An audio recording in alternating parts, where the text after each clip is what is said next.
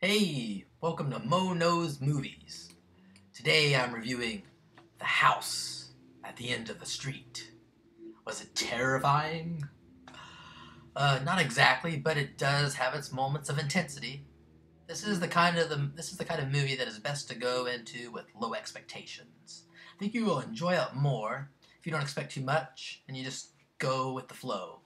It's in the psycho slasher genre, and like a lot of movies in this genre, the characters make very stupid decisions that most rational, intelligent people would never make. If you don't already know, the movie is about a mother and daughter that moved from Chicago and rent a house real cheap out in the sticks near a house where there was a double homicide. A mother and father were supposedly killed by their daughter that disappeared into the woods never to be seen again. And the son is still living there. And of course, this house is full of hidden secrets and terror awaits. The movie benefits from strong lead actors that are better than a movie like this really deserves. Jennifer Lawrence plays Alyssa, the daughter, and Elizabeth Shue plays the protective mother.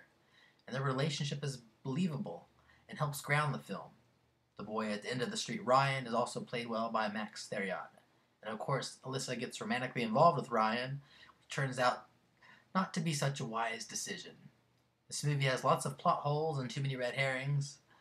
Sometimes I found myself scratching my head. Some of it wasn't quite adding up or making sense. But some of the twists and turns were effective. And the movie does have some entertainment value. It's just not very special and borrows a lot from better movies in this genre. It's a bit of a patchwork job. But if you just go in with your expectations low and just kind of go with it, you might find yourself having a good time. I don't know if I would recommend paying $8.50 to see it, but if it's on cable or Netflix or if you see it at Redbox, it might be worth checking out.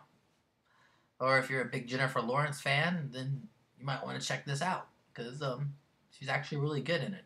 Even she's better than the movie is. But anyway, that's my take on The House at the End of the Street.